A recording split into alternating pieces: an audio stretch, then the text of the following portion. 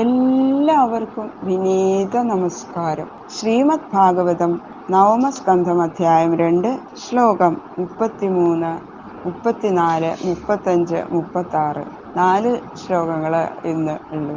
ഈ 4 ശ്ലോകങ്ങളോട് കൂടിയിട്ട് രണ്ടാമത്തെ അധ്യായം ഇവിടെ സമാപിക്കുകയാണ്. അപ്പൊ ഇടവിടയെ വിശ്രവസു മഹർഷി പത്നിയായിട്ട് സ്വീകരിച്ചു എന്നുള്ള കഥ പറയുന്നു. ശുക്ലാംബരധരം വിഷ്ണു ശശിവർണം ചതുർഭുജം പ്രസന്നവദനം ധ്യായേത് സർവവിഘ്നോപശാന്തയേ ഗുരവേ സർവലോകാനാം ഭിഷജേ ഭവരോഗിണാം നിധയേ സർവവിദ്യാനാം ദക്ഷിണാമൂർത്തയേ നമഃ. പീതാംബരം കരവിരാജിത ശംഖചക്രകൗമോദഗീ സരസിജം കരുണാസമുദ്രം രാധാസഹായം അതിസുന്ദരമന്ദഹാസം പാതാലയേശമനിശം ഹൃദി ഭാവയാമി. ശ്രീ ഗുരുവായൂരപ്പാ ശരണം. കഥാമയും ഭാഗവതാഭിധാനാം ഹരേ തനും തേ ചരിതൈ യഥാമതി ത്വൽപരിതോഷകാമസ്തൗമി സീത അച്യുത മാരുദേശ. ശ്രീ ഗുരുവായൂരപ്പാ ശരണം. ഗംഗണപതയേ നമഃ. സംസരസ്വത്യൈ നമഃ. ഗുരുഭ്യോ നമഃ. ഓം നമോ ഭഗവതേ വാസുദേവായ. ഓം നമോ ഭഗവതേ വാസുദേവായ. ശ്ലോകം 33. വിശാലശൂന്യബന്ധുശ്ച ധൂമ്രകേതുശ്ച തൽസുതാ വിശാലോ വംശഗത് രാജ വൈശാലിം നിർമ്മമേ പുരിം. വിശാലൻ, ശൂന്യബന്ധു, ധൂമ്രകേതു എന്ന 3 പേര് തൃണബിന്ദു പുത്രന്മാര്. വംശത്തെ വർദ്ധിപ്പിച്ചവനായ വിശാലൻ വൈശാലി എന്നുപേരായ പുരി നിർമ്മിച്ചു. വിശാലന്റെ പുരിയാണ് വൈശാലി. ഹേമചന്ദ്രസുതസ്തസ്യ ധൂമ്രാക്ഷസ്തസ്യ ചാത്മജ തൽപുത്രാൽ സംയമാത് ആസിൽ കൃശാശ്വസഹദേവച. വിശാലന്റെ പുത്രൻ ഹേമചന്ദ്രൻ, ഹേമചന്ദ്രപുത്രൻ ധൂമ്രാക്ഷൻ, ധൂമ്രാക്ഷപുത്രൻ സംയമൻ, സംയമപുത്രൻ സഹദേവൻ, സഹദേവന്റെ പുത്രൻ കൃശാശ്വൻ.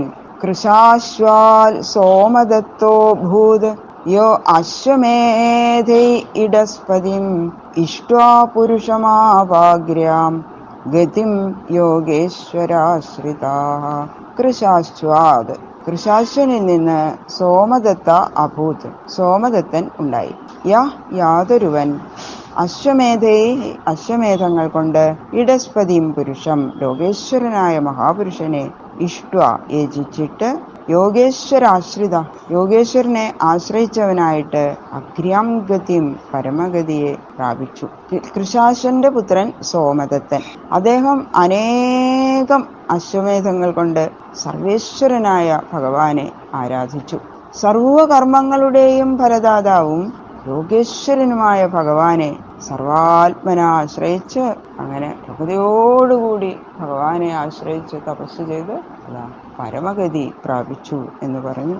സൗമദത്തിസ്തു സുമതി തൽസുതോ ജനമേജയ ഏതേ വൈശാലഭൂപാല തൃണബിന്ദോർ യശോധരാ. സൗമദത്തി, സോമദത്തപുത്രൻ, സുമതി, സുമതിയാകുന്നു. തത്സുത, അദ്ദേഹത്തിന്റെ പുത്രൻ, ജനമേജയ, ജനമേജയൻ. ഏതേ ഇവർ വൈശാലഭൂപാലാഹ, വൈശാലമെന്ന പുരിയെ പാലിച്ച രാജാക്കന്മാരും, തൃണബിന്ദോഹോ, തൃണബിന്ദുവിന്റെ യശോധരാഹ, യശസ്സിനെ നിലനിർത്തുന്നവരും ആകുന്നു. അങ്ങനെ സോമദത്തന്റെ പുത്രനായിട്ട് സുമതി ജനിച്ചു. സുമതിയുടെ പുത്രൻ ജനമേജയൻ. ആ വൈശാലം എന്ന ആ പുരിയെ, ആ രാജ്യത്തെ പരിപാലിച്ചുകൊണ്ട് വാണിരുന്ന ഇവര് തൃണബിന്ദുവിന്റെ ആ യശസ്സിനെ, തൃണബിന്ദു മഹാനായ രാജാവാണെന്ന് പറഞ്ഞുല്ലോ, അപ്പൊ അദ്ദേഹത്തിന്റെ യശസ്സിനെ ലോകത്തിൽ നിലനിർത്തുന്നവരായിട്ട് ഇവര്, ഈ പുത്രന്മാര് സോമദത്തനും സുമതി, ഇവരെല്ലാവരും, മക്കളെല്ലാവരും ആ അദ്ദേഹത്തിന്റെ തൃണബിന്ദുവിന്റെ യശസ്സിനെ ലോകത്തില് നിലനിർത്തുന്നവരായിത്തീർന്നു. ഇത് ശ്രീമദ്ഭാഗവതേ മഹാപുരാണേ പാരമഹംസ്യാം സംഹിതായാം നവമസ്കന്ധേ ദ്വിതീയോധ്യായ. സർവത്ര ഗോവിന്ദനാമ സങ്കീർത്തനം. ഗോവിന്ദ ഗോവിന്ദ. ഈ രണ്ടാമത്തെ അധ്യായം ഇതാ സർവേശ്വരനായ ആ ശ്രീ ഗുരുവായൂരപ്പന്റെ ശ്രീപാദങ്ങളിൽ സമർപ്പിക്കുന്നു. കായേന വാചാ മനസേന്ദ്രിയേർവാ ബുദ്ധ്യാത്മനാ വാ പ്രകൃതേ സ്വഭാവാൽ കരോമി യദ്യത് സകലം പരസ്മൈ നാരായണായേതി സമർപ്പയാമി. സർവം ശ്രീകൃഷ്ണാർപ്പണമസ്തു.